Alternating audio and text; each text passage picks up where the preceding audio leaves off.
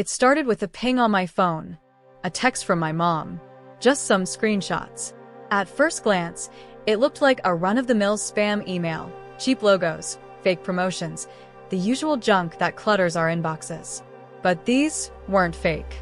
They were real order confirmations. Expensive furniture, hundreds of dollars per item, and all of it tied directly to her Walmart account. I remember calling her right away. She sounded nervous, almost embarrassed. "Honey, I don't even use Walmart anymore. Why am I getting these?" Her voice cracked.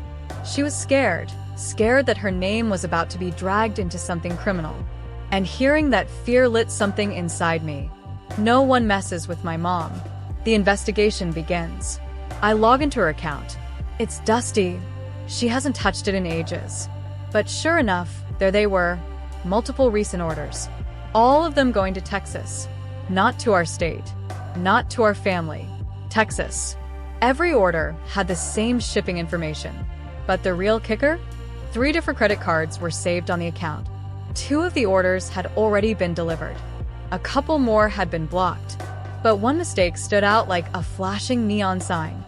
The scammer had left those credit cards saved. Who does that? It was sloppy, reckless, and exactly the thread I needed to pull. And the only reason he hadn't used my mom's card? Pure luck. It had just expired. Building suspense, the fear. Now, here's where things get real. It wasn't just about the money. My mom's name was on those orders. Her digital fingerprint was stamped all over transactions that screamed fraud. I pictured cops showing up at her door.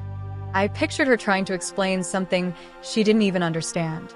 And worse, I pictured this scammer laughing at how easy it was. That image burned me alive inside. So I made a choice. I wasn't going to just report it. I was going to hunt this guy down. The turning point.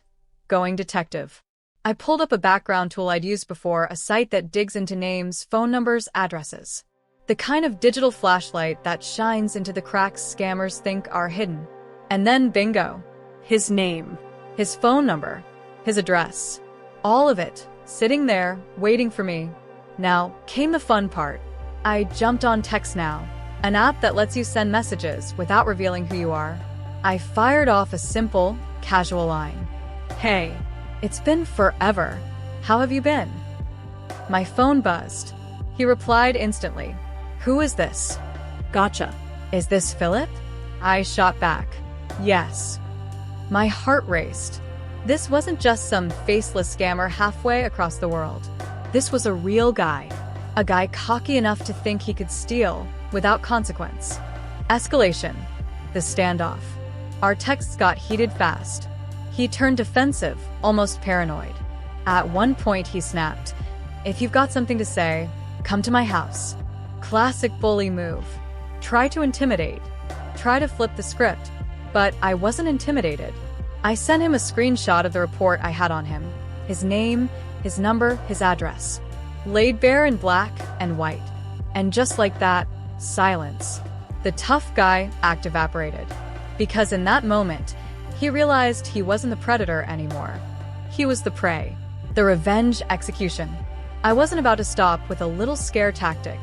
This guy had already siphoned off who knows how much money from how many families. So I took everything, every screenshot my mom had sent, every order number, every card detail linked to the fraud. I called Walmart directly. The rep I got wasn't expecting much. You could hear it in her tone, like she thought this was just another nervous customer call. But as I laid it all out, her voice shifted. She actually paused and said, "Wow, you have really good investigative skills." And that hit me, because for once, it wasn't about me. It wasn't about pride.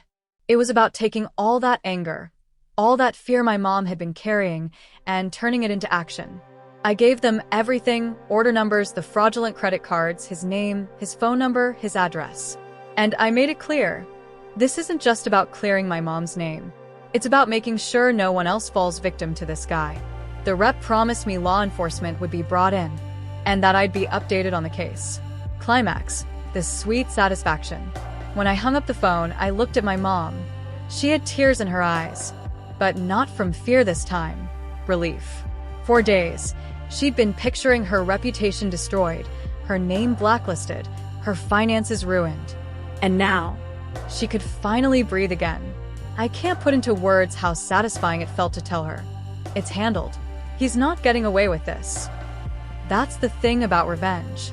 It's not always about humiliation. Sometimes the sweetest revenge is simply putting evil in its place and watching peace return to the person you love most. The scammer thought he'd found the perfect victim, an older woman who wouldn't notice, wouldn't fight back. But instead, he got me. And instead of easy money, he got his personal information in the hands of Walmart's fraud team and the cops. He went from faceless predator to exposed criminal in a single night. And I got to see my mom smile again. That's a kind of victory money can't buy. This whole experience taught me something important. Scammers count on us being scared. They count on us freezing, staying silent, and hoping the mess cleans itself up. But when you fight back smart, when you flip the script, they crumble. If this story gave you chills, smash that like button. And tell me in the comments, what's the most satisfying justice you've ever witnessed? Oh, and don't forget to subscribe, because I've got plenty more stories like this. Some will make you furious, and others, they'll make you cheer.